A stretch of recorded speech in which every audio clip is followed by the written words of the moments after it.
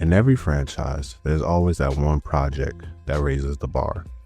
The release that sets a new standard and makes fans expect that level of quality moving forward. Now, I've talked about movie franchises before because they're the easiest to compare. Take Fast and Furious, for example. The first three films, fun, flashy, and filled with colorful characters, a little drama here and there, a little action here and there. But then Fast and Furious, the fourth one, came along, and the tone got more serious, and suddenly the franchise leveled up. Everything that came after had to meet that new standard. Now, take that same logic and apply it to Rockstar games. The Midnight Club series, for example. The first one made waves as the first racing game on the PS2. Then came Midnight Club 2, which took what the first game did and amped it up, becoming a cult classic in the process. But in 2005, the franchise hit a whole new level. Some would even say this was the opus of the entire series. Welcome to episode 10 of the Rockstar Takeover. Today, we're teaming up with Dub Magazine and revisiting Midnight Club 3 Dub Edition.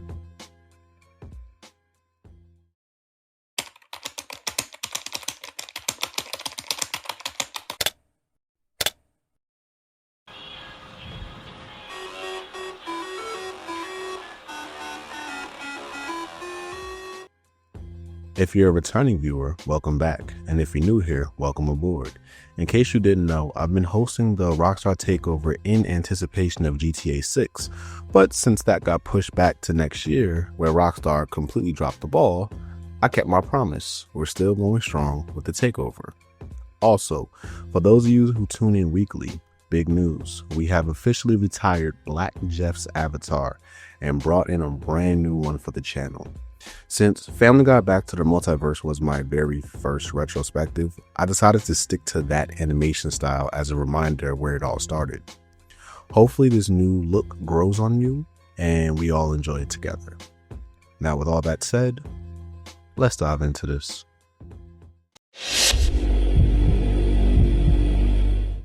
If you're already caught up on the story behind Midnight Club and Rockstar San Diego, feel free to skip ahead to the timestamp on the screen. But if this is your first video on the franchise, I highly recommend you stick around. This background will get you fully up to speed. So here's the deal. Rockstar Games isn't just one single studio.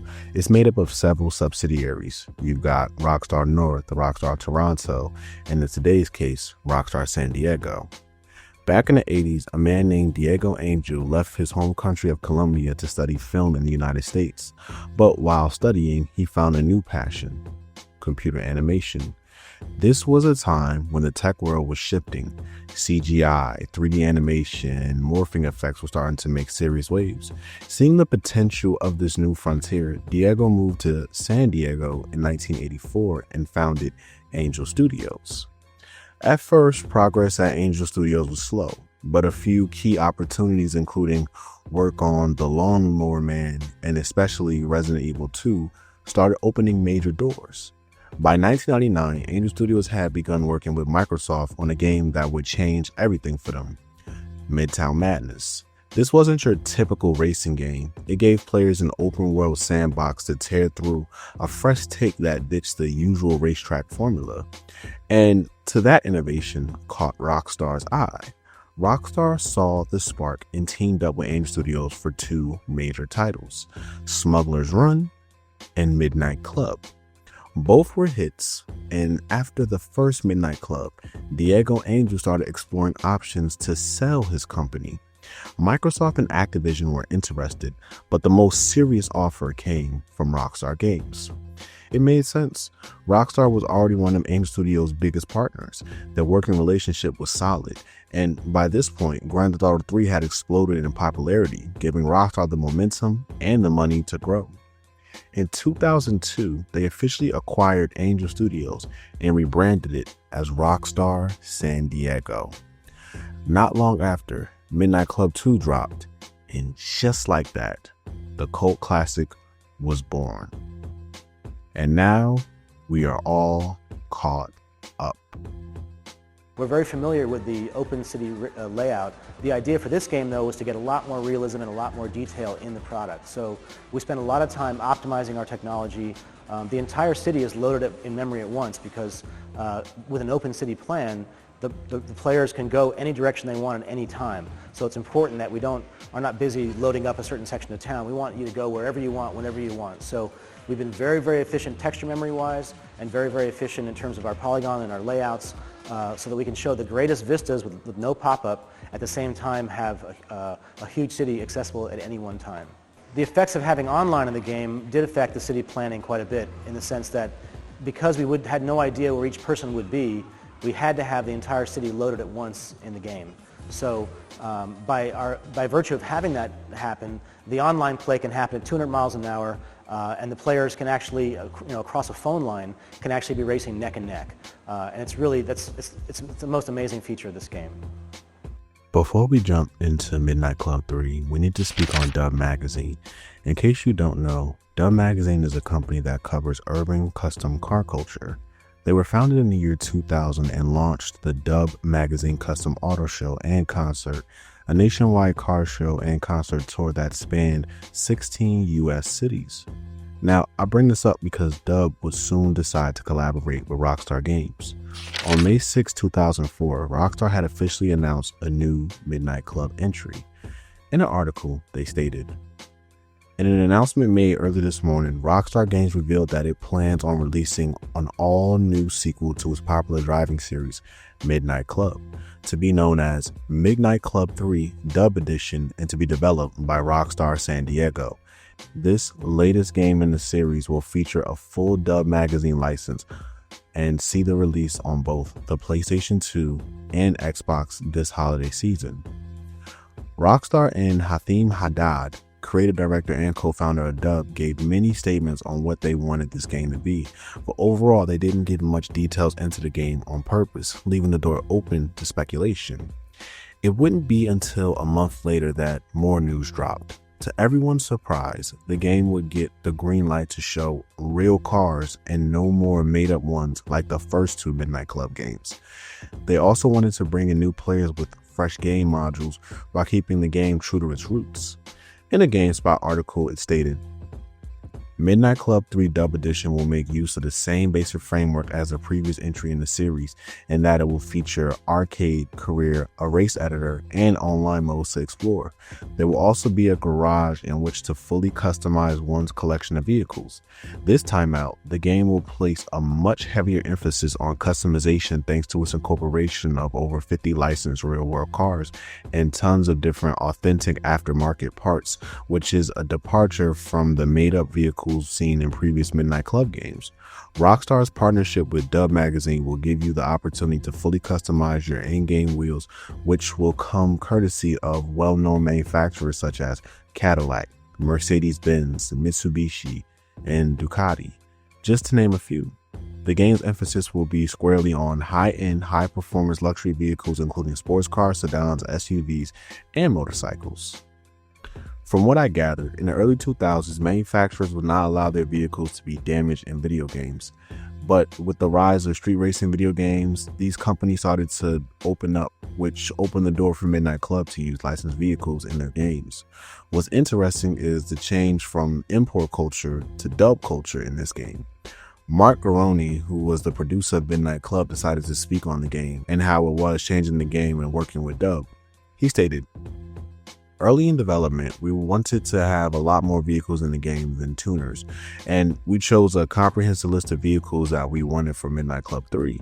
But as we began working more closely with Dub, they advised us on adding even more, and they used their industry connections to make it happen. Now, the list of vehicles in the game is really varied and extensive and goes beyond anything that we initially expected. Dub's involvement went much deeper than that though. They were heavily involved in the customization aspect of the game, so we knew what rim would work with what car, stuff like that. All the parts in the game are licensed, so almost any ride you can create in real life you can do with Midnight Club 3 Dub Edition. Our goal was for the game to reflect all aspects of modern American car and bike culture. In terms of vehicle modification and what people are really racing with, I think we succeeded in that." As development rolled on, an exclusive new trailer and a batch of screenshots taken from what was done at the time released. The trailer included different car companies that was now tied to the game, and most importantly, they included the inclusion of Dub, showing unity between the two companies.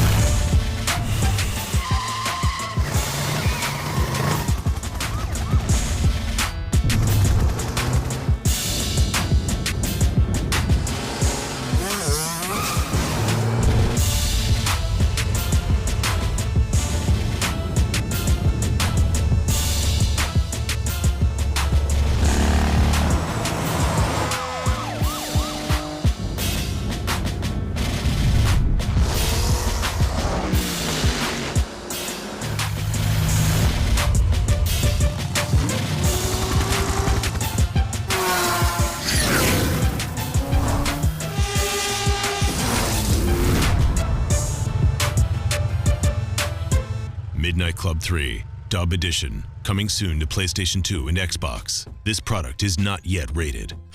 In December of 2004, Midnight Club 3 got delayed. In an article, it stated, the company has delayed Midnight Club 3 Dub Edition to the second quarter of 2005 to increase development time.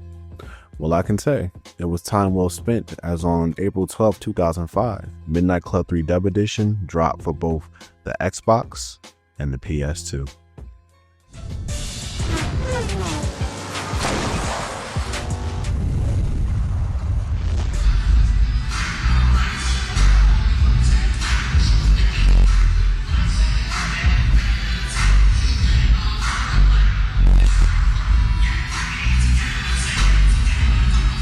It's definitely a cultural magazine, but we coined the term, or we took the term dub because of its significance in our market at the time when we started the magazine. So we just thought it was a cool name to start a magazine, or just kind of borrow the dub name and the dub term to start a magazine. These guys are meticulous with their vehicles, so everything about the vehicles is important. Whether it's ride height, whether it's tire width or tire size or wheel size, it's very important, and as well as all the audio and video and all the other customizations. So. Video games is just it's completely intertwined with this culture. I mean, every car here, every SUV has either PS2 or Xbox installed. Really, there was never really any video games out there that really catered to our audience. And having this dub game out there, just from the results of just watching the people and watching them see the trailer, you can tell people all about it every day, but until they actually see it and they see the vehicles and they see the driving, that they're blown away. We're kind of like the authority on this market. And so it was great for us to partner up with Rockstar to kind of give them our influence. At the end of MC2, we knew we needed customization, and Dub is the leader in that aspect of, society. So we basically said, hey, MC2, we need customization. We wanted to put it in, just didn't happen. So for MC3, it's a must because that's what the fans asked for. Dub definitely is all about hip hop, so we're definitely going to have that in the game, right, along with other, right, types of music. With Dub, it's huge on customizing it. You're going to be able to take an Escalade and put 28s on it. MC3, it's like, what if I want to take that Dodge Neon, which is probably a starter vehicle, and I want to play it through most of the game. We have performance mods that you will be able to upgrade headers, intakes, all that stuff, so that way you could take it deeper into the game. We have 3 of them, special dub vehicles that show up as dub. Everything else, when you first see it, will show up as a stock model, and you'll be able to upgrade it. Even if you put 20s on a tuner, you dubbed it out. This time we have 3 cities, just like last, but we got San Diego, Detroit, and Atlanta. And what's great about this game, it's an open city. We have an open living city. Everything is in the city. The UI is in the city. The garage is in the city. We have characters of the city, so they're not like the real cities. But, we're definitely adding mood. So there's going to be lights. There's going to be rain. There's going to be just different conditions. So, MC2 is same. Well, it's going to be a different look. It's going to look better.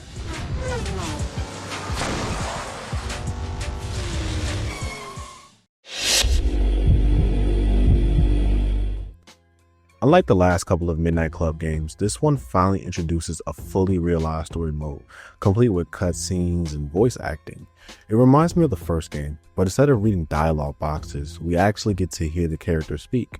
This game is split across 3 cities: San Diego, Atlanta, and Detroit. And what really makes this entry stand out is how it blends racing with real customization freedom.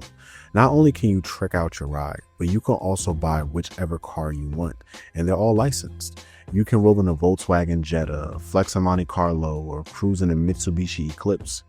Winning races unlocks even more cars and customization options. And when it comes to customization, this game delivers. You can enhance performance, throw on vinyls and new paint jobs, and swap out parts like wheels, bumpers, spoilers, neon lights, hoods, and even tweak the engine. Cars are sorted by performance class, D, C, B, and A, giving you a clear path to upgrade and dominate. Visually, Midnight Club 3 goes hard. The graphics look fantastic. From the crisp car modules to the lively cityscapes, as you gain speed, the camera shakes and the lights blur, adding to that street racing intensity. The damage system is surprisingly realistic too. If you slam the front of your car, it won't just explode into dents. You'll see gradual wear and tear depending on how bad the crash was. You can tell Rockstar San Diego put real time and effort into polishing the visuals. The soundtrack is another major win. It was hyped to hear tracks like How We Do by The Game and 50 Cent and Overnight Celebrity by Twista and Kanye West. The music fits the vibe and keeps you in the zone while racing. Plus, the game lets you control the soundtrack, whether you're in the mood for hip hop, techno, or rock. You can change it to fit your style. Gameplay wise, it feels familiar in the best way. The controls haven't changed much from Midnight Club 2. R2 still gives you turbo, L1 lets you tilt your car. So if you played the last game, you'll be right at home. Cruise mode also makes a return, letting you pick your car and adjust the weather, change traffic and pedestrians, and just explore any of the 3 cities you want at your own pace. Career mode is deep and will take time to finish, which is great. It's not one of them games where you're done in a weekend. And multiplayer, a lot of fun. I didn't test online mode myself for obvious reasons, but I've heard good things from what people have said. Local split screen still brings the heat with modes like capture the flag, tag, and more. One of the best reasons Midnight Club 3 stands out over Midnight Club 2 is the customization. It's next level. There are so many cars to choose from, and the customization options are so deep that it's rare you'll see anyone else driving the exact same setup as you. From the paint to the parts to the performance tweaks, there's just so much to tinker with. It's genuinely fun just flipping through the menus and building the perfect ride to fit your vibe. When it comes to racing, the game gives you variety. There are 5 main types of races: ordered, circuit, unordered, autocross, and track, plus an extra mode called Frenzy. Order races follows a specific route through the city, guided by orange and yellow flares. Circuit races are just that, multiple laps around a closed route. Unordered races gives you the full freedom to hit checkpoints in any order you want before crossing the final line. Then there's autocross, which drops you into a traffic-free, walled-in street circuit with a goal of beating a set time. Track races are similar to autocross, but you're competing against other racers and the action tends to be a bit rougher. And Frenzy mode? That one's pure chaos. A time-based race with nitrous boosts every 15 seconds, no e-brake and no finish line until the clock runs out. Pure arcade mayhem. And if that's not enough, the game even lets you create your own races using the race editor. You can build your own ordered circuit or unordered race by placing checkpoints wherever you want in the city, then tweak everything from traffic to weather to time of the day. Back in the day, the online mode was another major highlight. You could race against players from all around the world, join clubs, or create your own crew. Most of the online mode race types were playable online too. You could even upload your custom tracks and race them with others. Sadly, Rockstar shut down online servers for many older games in 2014, and Midnight Club 3's online mode was one of the casualties. It's gone, but the memories still remain. As far as content goes, this game is packed. You're looking at around 25 plus hours just to finish the main content, and closer to 60 plus if you're aiming to unlock every car and customization option. Keep in mind your garage caps out at 30 vehicles, even though the game features over 60 cars in total. But even with that, Midnight Club 3 will keep you hooked. It's one of them games where if you take a break, the second you pick it back up, that same excitement you had at the start comes rushing back. And while the online servers are gone, the spirit of the competitive fun, the unpredictability, the slip-ups and the victories, it still lives on. Wow. You think you somebody, don't you? Mr. Big Time. Yeah, hey. Good job. Put a lot of work into her. She's gonna fly for you. And she's beautiful. Just look at her. And she needs to be driven with respect. Not by some San Diego swinger who thinks he's hot stuff or something. So don't be a punk. Enjoy.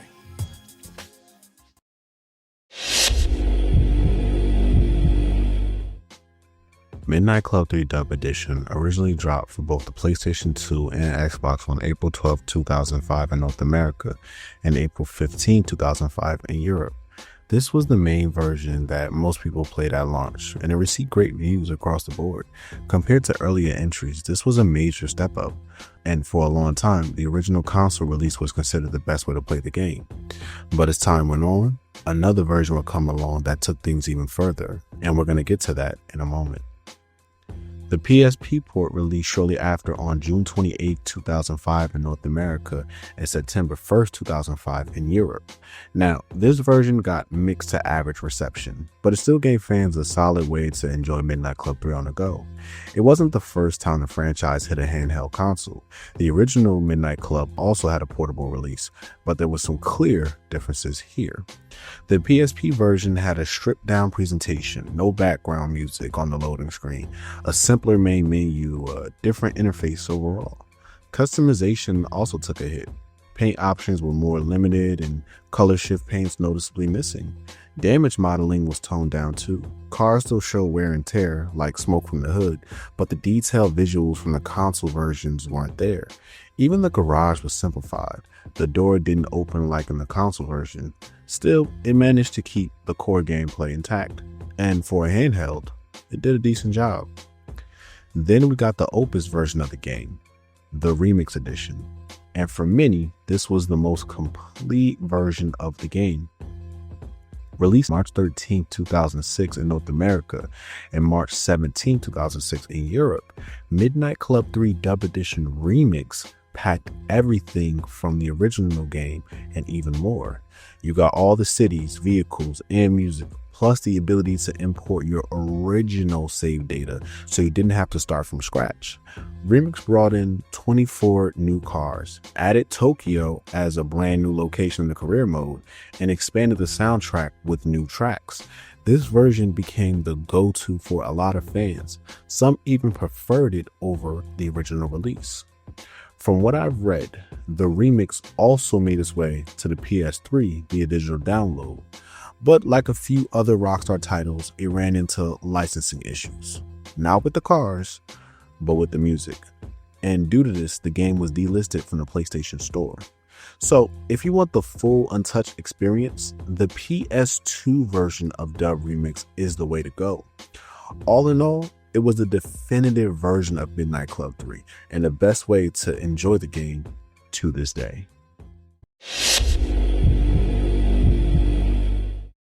Midnight Club 3 dropped to a wave of positive reception and it still holds a special place in the hearts of racing fans.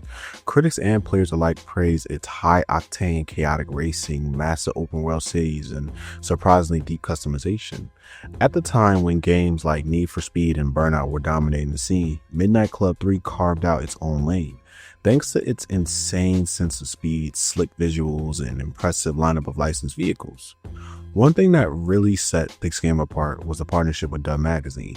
Reviewers appreciated how authentic the game felt. It was steeped in car culture, but never came off as forced or commercialized.